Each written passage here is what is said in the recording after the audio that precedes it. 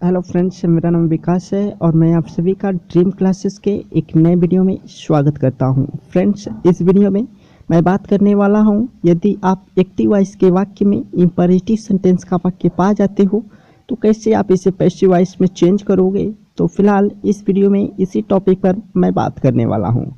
तो इन्हें देख लेते हैं। सबसे पहला क्वेश्चन यही क्रिएट होता है कि आप इंपरेटिव सेंटेंस को रिकॉग्नाइज कैसे करोगे, कैसे जानोगे कि दिया हुआ वाक्य ही इंपरेटिव सेंटेंस है। तो फ्रेंड्स, इंपरेटिव सेंटेंस का जो वाक्य है वह प्रायः मेन वर्ब से स्टार्ट होता है और फुल स्टॉप से समाप्त होता है, अर्थात इसका रिकॉग्निशन बहुत ही सिंपल है। यह मेन वर्ब यानी मुख्य क्रिया से प्रारंभ होगा और फुल स्टॉप से समाप्त होता है और इसमें प्रायः कर्ता यू भी छिपा होता है। यदि आप ऐसे रिकॉग्निशन पाते हो तो आप आसानी से रिकॉग्नाइज कर सकते हो कि इंपरेटिव सेंटेंस का वाक्य है। इंपरेटिव सेंटेंस को पैसिव वॉइस में बदलने के बहुत सारे रूल्स हैं, तो फिलहाल इन रूल्स को देख लेते हैं। पहला रूल से, यदि आप इंपरेटिव सेंटेंस का वाक्य मेन वर्ब से प्रारंभ होता हुआ पाते हैं और फुल स्टॉप से समाप्त होता हुआ पाते हैं तो पैसिव वॉइस में बदलते समय आपको शब्दों का क्रम इस प्रकार से रखना होगा, अर्थात एक आपको तो पहले लेट का सहारा ले सकते हैं। दो विधि है, एक लेट के सहारे कर सकते हैं आप पैसिव वॉइस में चेंज और दूसरा शुड के सहारे। तो अगर लेट के सहारे करते हैं तो आपको लेट ऑब्जेक्ट बी क्रिया का थर्ड फॉर्म या आपको क्रम रखना है। यदि आप शुड का सहारा लेते हो तो आपको सब्जेक्ट शुड बी और क्रिया का थर्ड फॉर्म या क्रम रखना है। एग्जाम्पल के तौर पर एग्जाम्पल ले लेते हैं, जैसे ओपन दी डोर। तो पैसिव वॉइस में लेट के सहारे चेंज करते हैं तो let the door be opened. यदि आप शुड के सहारे चेंज करते हो तो दी डोर शुड बी ओपेंड। तो फ्रेंड्स, इसमें से आपको चॉइस करना है कि आप लेट का सहारा लेते हो कि शुड का। और एग्जाम्पल देख लेते हैं फ्रेंड्स। तो post this letter, passive voice में लेट के सहारे चेंज करते हैं तो let this letter be posted. Should के सहारे अगर चेंज करें तो this letter should be posted. और एग्जाम्पल एक तो देख लेते हैं, tell him wait in the room. Let के सहारे चेंज करते हैं पैसिव में तो let him be told to wait in the room. अब शुड के सहारे भी अगर हम चाहें तो चेंज कर सकते हैं, तो इसका रूप इस तरह हो जाएगा, he should be told to wait in the room।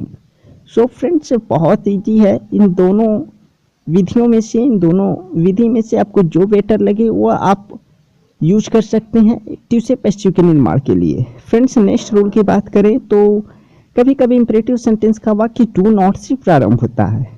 तो फ्रेंड्स, ऐसे वाक्य को पैसिव वॉइस बनाते समय इनका क्रम इस प्रकार रखते हैं, लेट ऑब्जेक्ट नॉट बी क्रिया का थर्ड फॉर्म या सब्जेक्ट शुड नॉट बी क्रिया का थर्ड फॉर्म। एग्जाम्पल के रूप में don't kill the innocent birds, तो पैसिव वॉइस में चेंज करते हैं लेट के सहारे तो let the innocent birds not be killed.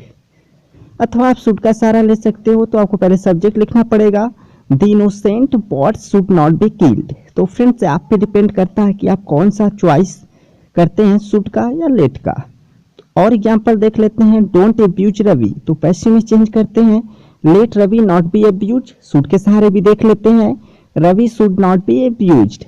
Active voice का एक और एग्जांपल लेते हैं, डोंट बीट मी। पैसिव में चेंज करते हैं let me not be beaten, I should not be beaten. तो फ्रेंड्स, बहुत ही आसान है, हर कोई कर सकता है।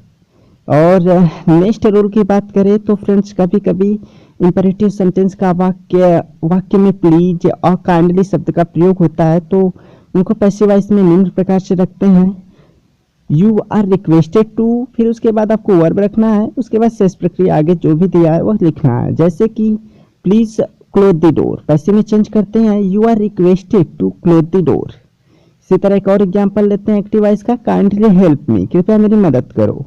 तो पैसिव में चेंज कर देते हैं तो you are requested to help me. यहाँ देख सकते हैं यू आर रिक्वेस्टेड आपको लिखना पड़ा, फिर आपको वर्ब लिखना पड़ा, शेष उसके बाद जो शब्द हैं वह भी हमें यूज करना पड़ा। तो फ्रेंड्स, बहुत आसान है। इन तीनों नियमों को आपने देखा, इसमें कोई भी प्रॉब्लम क्रिएट होने वाली नहीं है। तो फ्रेंड्स, बहुत ही आसान है इंपरेटिव सेंटेंस को एक्टिव वॉइस से पैसिव वॉइस में चेंज करना। फ्रेंड्स, नेक्स्ट रूल की बात करें तो कभी कभी एक्टिव वॉइस के भाव के अनुसार हमें यू आर एडवाइज्ड का प्रयोग करना पड़ता है। यू आर एडवाइज्ड टू, यह हमें यूज करना पड़ता है, यह वाक्य की भाव पे डिपेंड करता है। एग्जाम्पल के तौर पर जैसे ओबे द रूल्स ऑफ रोड, सड़क के नियमों का पालन करो। तो पैसिव वॉइस में चेंज करते हैं तो यू आर एडवाइज, तुम्हें सलाह दी जाती है to obey the rules of road, सड़क के नियमों का पालन करने की। अर्थात you are advise to obey the rules of road, यानी तुम्हें सड़क के नियमों का पालन करना चाहिए या तुम्हें सलाह दी जाती है कि सड़क के नियमों का पालन करो। तो फ्रेंड्स यह रेयर केस में आपको मिल सकता है। कुछ और भी इम्पॉर्टेंट रूल्स हैं जो कि इंपरेटिव सेंटेंस के तो है नहीं, लेकिन फिर भी पैसिव वॉइस बनाने में हमें बहुत सारा देते हैं। यदि आप एक्टिव वॉइस में मॉडल का यूज पाते हो, अर्थात एक्सिलरी वर्ब मॉडल के रूप में अगर पाते हो, तो आपको पैसिव वॉइस में इनका रूप इस निम्न प्रकार से करना होगा। जैसे आप कैन पाते हो तो पैसिव वॉइस में कैन भी कर देना होगा, कुड पाते हो तो कुड भी कर देना पड़ेगा, मे पाते हो तो मे भी, माइट पाते हो तो माइट भी, आट टू पाते हो तो आट टू भी, शुड पाते हो तो शुड भी, मस्ट पाते हो तो मस्ट भी। तो फ्रेंड्स इस पे एग्जांपल भी देख लेते हैं। जैसे दे कैन डू इट, वे इसे कर सकते हैं, इसे पैसिव में चेंज कर सकते हैं तो it can be done by them. और एग्जांपल ले लें तो we should meet him, passive में चेंज करते हैं he should be met by us. Active voice का और एग्जांपल एक ले लेते हैं। जैसे he may read this book, passive में चेंज कर देते हैं तो this book may be read by him. तो फ्रेंड्स आपने देखा कैन है तो कैन बी में, मे है तो मे बी में, शुड है तो शुड बी में, और मस्ट अगर पाते हैं तो मस्ट बी में। इस तरह से आपको मॉडल का रूप पैसिव वॉइस में निम्न प्रकार से करना पड़ता है, अर्थात कैन है तो कैन बी में। और रूल्स की बात करें नेक्स्ट रूल की, तो कभी कभी ऐसा होता है भाई फ्रेंड्स, एक्टिव वॉइस के वाक्य में हमें इज टू एम टू जैसे यूजेज मिलते हैं, तो इनका पैसिव वॉइस में रूप निम्न प्रकार से करते हैं।